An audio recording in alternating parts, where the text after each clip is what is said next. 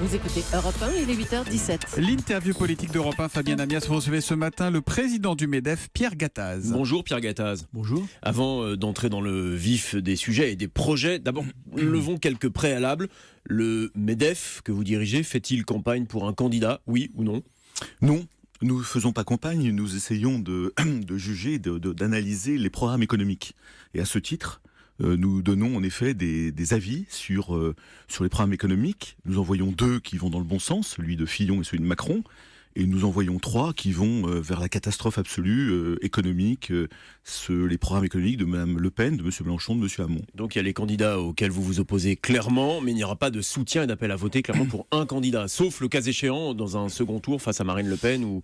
Oui, on s'exprimera toujours sur le plan économique. Vous savez, le programme économique, c'est quand même ce qui fait qu'on va recréer de l'emploi, on va recréer d'une dynamique. Donc l'économie, c'est majeur dans un programme politique d'un candidat. On va aller justement sur les propositions, mais vous n'êtes pas engagé politiquement et pourtant certains candidats font de vous un acteur politique. Je pense par exemple à Benoît Hamon, le candidat du Parti Socialiste, qui disait hier m'associer au programme de Marine Le Pen, c'est qu'il y a quelque chose de pourri à la tête du MEDEF. Et il récidive ce matin chez nos confrères de RFI, il parle de à vous Pierre Gattaz, votre médiocrité intellectuelle. Vous êtes pris pour cible par le Parti Socialiste. Écoutez, moi je suis chef d'entreprise, j'ai 5 usines en France, je les ai gardées, je suis dans les composants électroniques et je vois des centaines de chefs d'entreprise par semaine.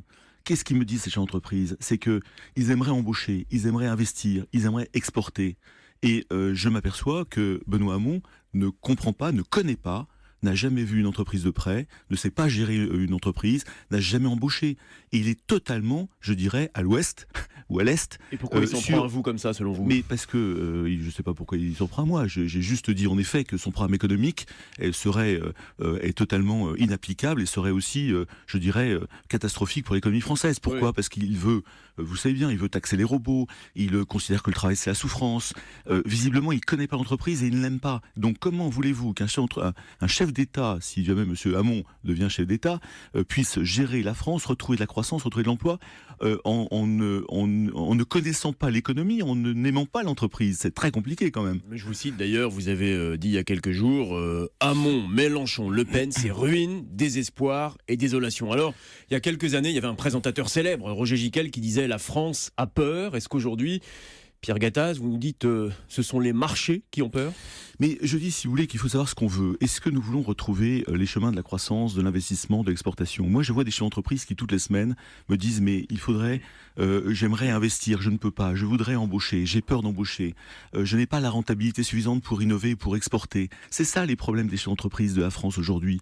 C'est donc des problèmes d'améliorer, de baisser les charges pour investir, pour embaucher, et d'alléger la fiscalité du travail pour la rendre plus flexible, en travaillant sur l'employabilité de nos salariés. Et c'est ça les fondements même de l'entreprise et de l'économie. Et quand j'ai 3 programmes en face de moi, celui de Marine Le Pen qui veut sortir de l'euro par exemple, on sait que qu'une sortie de l'euro va conduire à une surinflation, va conduire à un pouvoir d'achat qui va baisser de tous nos salariés, de tous les compatriotes. Et pourtant, de 20 à 30%. Aucun des arguments rationnels et les vôtres sur les conséquences prévisibles d'une sortie de l'euro, pour l'instant, ne semble avoir d'effet sur l'électorat potentiel de Marine Le Pen. Oui, mais si vous voulez, on ne se rend pas compte, c'est pour ça qu'il faut en parler, c'est pour ça que c'est très important, ces 13 prochains jours. On ne se rend pas compte, si vous voulez, que le programme de Mme Le Pen, M. Mélenchon, c'est la même chose, c'est-à-dire en effet, on veut contraindre, on veut taxer, on veut mettre des sanctions, on veut contrôler les chefs d'entreprise. Et en plus, si vous rajoutez la sortie de l'euro par-dessus tout ça, vous allez vous retrouver dans un scénario de façon à l'Argentine, c'est-à-dire en fait déflation, ça veut dire surinflation, ça veut dire baisse du pouvoir d'achat, ça veut dire pauvreté généralisée, et vous en prenez pour 10 ou 15 ans. Il faut savoir, il faut le dire à ceux qui nous écoutent, c'est qu'on ne va pas essayer Le Pen ou Mélenchon pour 5 ans. C'est que lorsque vous commencez à sortir de l'euro, vous en prenez pour 10 ou 15 ans. Regardez l'Argentine. Vous parlez de Jean-Luc Mélenchon. Effectivement, quand on regarde les sondages, alors ils sont ce qu'ils sont, on va voir, il reste encore quelques jours, mais ils témoignent tous d'une dynamique en sa faveur, d'une montée en puissance du candidat, à tel point que certains vont même jusqu'à imaginer un second tour opposant Marine Le Pen à Jean-Luc Mélenchon. Pour vous, Mélenchon je parle bien du plan économique, c'est le même combat que Marine Le Pen. Mais si vous Il voulez, est aussi dangereux à vos yeux de patron des patrons. C'est sans doute une sortie de l'euro à terme, et donc en effet pouvoir d'achat qui va baisser terriblement, défaut de paiement, ça veut dire problème avec les investisseurs du monde entier, ça veut dire dégradation de la France.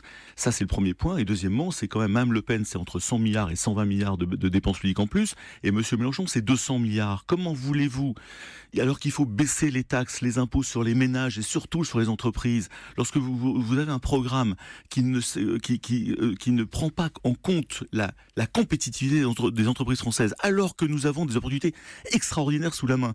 Le Brexit, c'est une opportunité pour la France.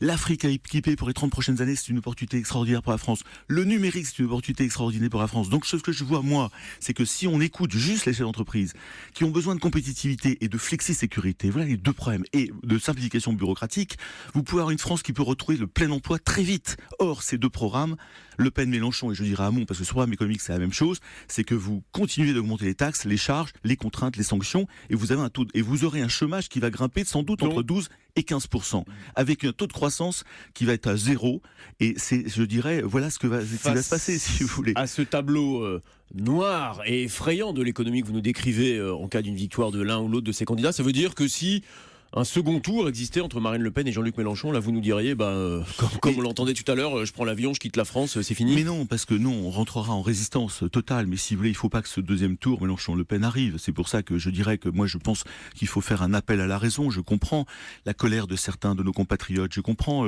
leur colère, mais il ne faut pas faire un vote de colère, il faut faire un vote de raison. Le vote de raison, ou un vote, ce qu'on appelle le vote utile. Qui crée la croissance dans l'entreprise, qui paye nos magistrats, qui paye nos policiers. Ce sont les entreprises qui créent la richesse, qui créent la croissance. Et donc, si vous avez des programmes économiques qui vont à l'encontre de l'entreprise, ça ne marchera jamais. Donc, il faut en effet trouver un candidat qui puisse dire, eh bien, on va faire confiance aux jeunes, faire confiance aux jeunes entrepreneurs qui veulent créer leur entreprise, repartir à l'assaut du monde. C'est ça un vrai programme économique qui pourra nous sortir du pétrin et donner du pouvoir d'achat aux Français. Les candidats susceptibles d'arriver au second tour et que vous ne mettez pas dans le même panier, donc on l'a compris que Mélenchon, Le Pen et Hamon, il y a François Fillon et Emmanuel Macron. Lequel de ces deux candidats vous semble présenter le projet le plus abouti en termes de réforme économique ? Mais écoutez, en effet, les deux programmes de Fillon et de Macron vont dans le bon sens. Ils connaissent l'entreprise, ils se sont entourés des entreprises en effet pour faire ces programmes, pour sortir vers le haut, pour aller vers le plein emploi et pour aller vers la croissance. C'est fondamental.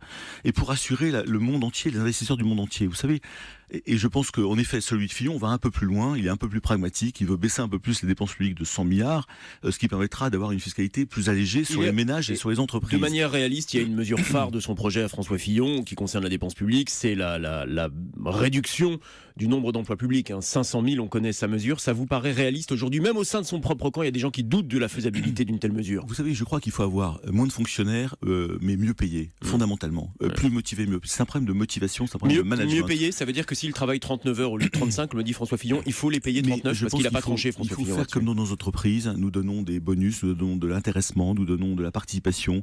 Et je crois que c'est ça qu'il faut instaurer dans la sphère publique. Parce que vous avez beaucoup de fonctionnaires, c'est vrai, qui ne sont pas très bien payés et surtout qui ne sont pas managés. Moi, je rencontre des tas de fonctionnaires, là aussi, toutes les semaines, qui me disent, on voit des tas de dysfonctionnements dans notre service, dans notre hôpital, dans notre service médical, etc. On n'est pas capable de remonter ces dysfonctionnements et ces problèmes du quotidien qui nous polluent la vie. Donc, si vous faites du management, de la motivation, comme nous le faisons dans les entreprises, eh bien, je suis sûr que vous avez beaucoup de productivité à la clé, sans sortir la hache et sans dire, on va en supprimer 5 ou 10% de tous les fonctionnaires. Non, ça peut se faire naturellement par de la productivité, par de la motivation et du management de chacun de nos fonctionnaires. Pierre Gattaz, impôt sur les sociétés ramené à 25%, taxe unique à 30% sur le capital, baisse des charges des entreprises, plafonnement des indemnités prud'homales, simplification du droit du travail. Emmanuel Macron et François Fillon partagent un grand nombre même, de propositions économiques. Qu'est-ce qui les différencie fondamentalement à vos yeux de patron ? Il y a deux choses. Je crois que Macron ne va pas assez loin sur la baisse des dépenses publiques. Fillon parle de 100 milliards de baisse, Macron parle de 60 milliards de baisse, et donc c'est moins de baisse de fiscalité à la clé. Et deuxièmement, un point très important, c'est la baisse du coût du travail. Vous savez que le coût du travail en France est encore très élevé. Il est encore de l'ordre de 35 milliards de trop par rapport au coût du travail allemand. Eh bien, en effet, il ne baisse pas suffisamment le coût du travail pour ce qui concerne Macron, et il ne baisse pas sur tout le spectre des salaires, surtout. Pierre Gattaz, pour terminer, il y a un grand patron, Denis Kessler, le patron de la SCOR, qui disait dans le Figaro ce week-end, la situation est grave, la paupérisation est visible, la France a décroché, c'est un constat alarmiste, alarmant. Vous faites le même constat ? Moi, je crois qu'on va très mal au niveau économique. Par contre, on a des atouts pour rebondir très fort, très vite, très bien. Et c'est pour ça que cette élection est historique. Et c'est pour ça qu'il ne faut pas se tromper de bulletin de vote. Et je crois qu'en effet, si vous libérez les énergies, si vous dites j'aime les entreprises, j'aime les entrepreneurs, j'aime nos jeunes entrepreneurs, nous allons aller construire le futur, nous allons aller à la conquête du monde grâce à tous les Français. Ça profitera à tous les Français. Il y aura du plein emploi. Tout ça, c'est possible. Et il faut juste voter pour la bonne personne. Merci Pierre Merci, Gattaz. Pierre Peut-être Gattaz. qu'après le 7 mai, vous remettrez votre fameux pins à 1 million d'emplois, puisque quand même, on les attend Mais toujours. il y a eu 200 000 emplois créés en 2016, donc nous sommes sur la trajectoire. Lorsqu'on baisse les charges, ça marche. Et en effet, 200 000 emplois par 5, ça fait 1 million d'emplois. Donc première année de réussi. Bon, il y a un pins 800 000, alors puis on contrôlera après. Merci en tout cas d'être venu ce matin en direct sur Europe 1.